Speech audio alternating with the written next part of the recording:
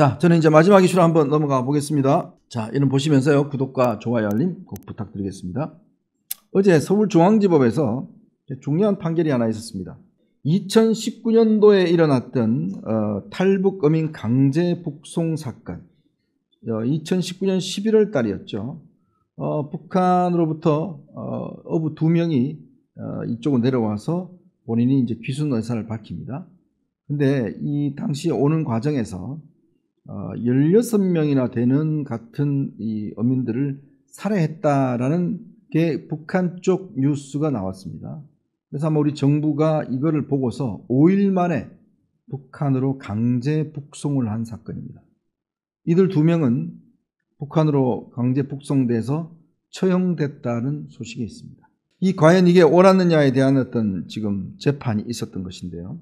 이 우리나라 헌법에 보면 북한도 우리나라 대한민국 영토로 되어 있습니다. 그리고 북한의 지금 이 집단을 반국가 단체로 규정하고 있습니다. 그 이야기는 결국 북한에 있는 국민들도 헌법상은 대한민국 국민이라는 거죠. 그리고 북한에서 넘어오시는 분들이 본인이 귀순한 의사가 있을 경우에 바로 대한민국 국민이 됩니다. 난민도 아니에요. 바로 대한민국 국민으로 그냥 됩니다. 그 과정이 바로 이 헌법에 있는 거기 때문에 그렇습니다.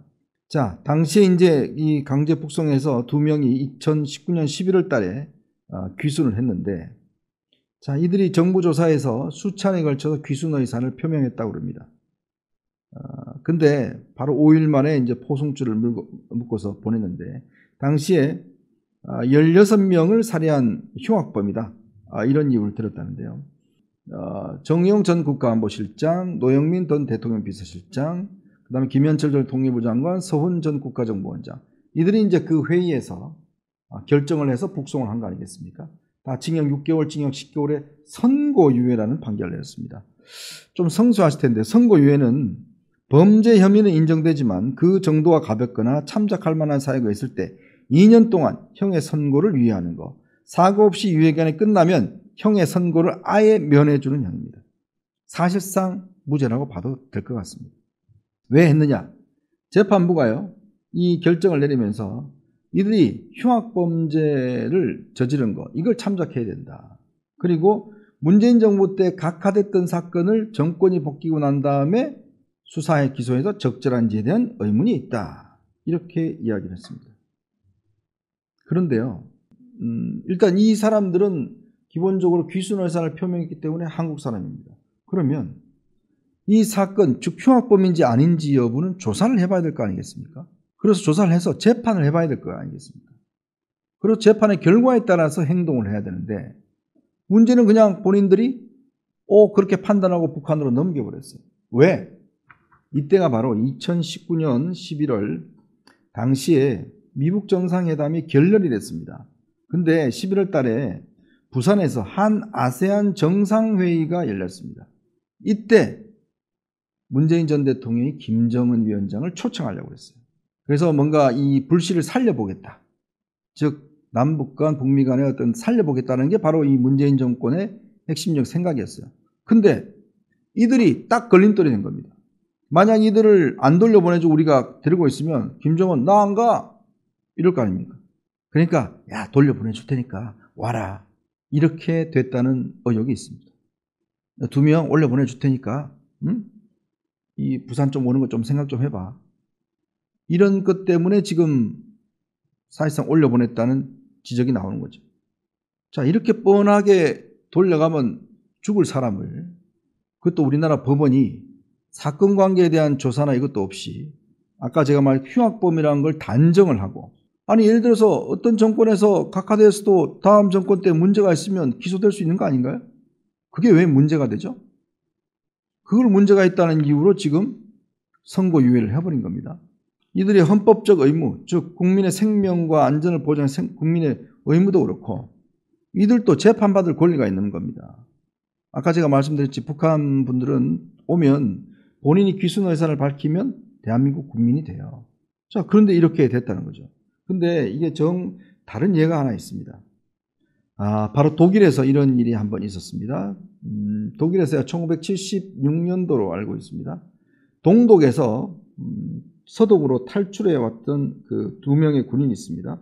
동독 국가인민군 소속 베르너 바인홀트가 서독으로 탈출을 하는 과정에서 국경경비대 2명을 살해를 했습니다. 동독의 국경경비대 2명을 살해를 했어요. 그런데 동독 정부가 이 바인홀트를 야, 그 사람 우리 그 군인들 살해했으니까 돌려줘. 인도 요청을 했습니다. 그런데 서독 정부가요, 이렇게 이야기했습니다. 민주적 사법 절차에 따른 공정한 재판이 보장돼야 송환한다. 이게 연방헌법재판소가 이거를 근거로 해서 송환을 거부를 했습니다. 그리고 재판을 했어요. 이 재판을 해서 첫 번째 재판은 1976년도에 12월 달에 지방법원에서 증거 불충분과 정당방위로 무죄가 선고가 됐어요. 근데 그 다음에 이 동독에다가 자료 요청을 했습니다. 야, 그 사람 죽였다는 거 증거 내놔. 자료 요청을 했어요. 동독 정부가 그 자료를 서독으로 넘겨줬어요. 넘겨주면서 1978년도 12월 달에 다시 재판이 열렸습니다. 그래서 당시에 법원은 어떻게 결정을 내렸냐면 정당방위가 성립되지 않는다. 그러면서 바인홀트 사람에게 살인죄를 적용해서 5년 6개월형을 선고합니다. 즉 동독으로부터 받은 자료를 근거로 해서 살인죄로 해서 바인홀트를 5년 6개월 선고하는 거예요. 그리고 3년간 복용한 다음에 1982년도 7월 7일 날 조기 석방을 합니다. 동독이 이 사람을 갖다가 암살하려고 그랬어요. 근데 이중간첩이 미리 찔러주는 바람에 암살도 모면하게 됐습니다. 자, 이게 바로 서독에서 했던 행동이 정상적인 행동입니다. 그죠? 당시 서독과 동독은 우리하고 비슷했지 않습니까? 그러니까 동독에서 넘어오면서 군인 둘을 죽였는데 그 죽인 사람에 대해서 이쪽에 재판을 해서 실형을 내린 겁니다. 그래서 나중에 이제 형을 살게 한 거죠. 마찬가지입니다. 지금 이 북한의 이 어부들도 데리고 와서 우리가 재판해야 돼요. 재판하고 수사를 해서 우리가 형을 살려야 됩니다.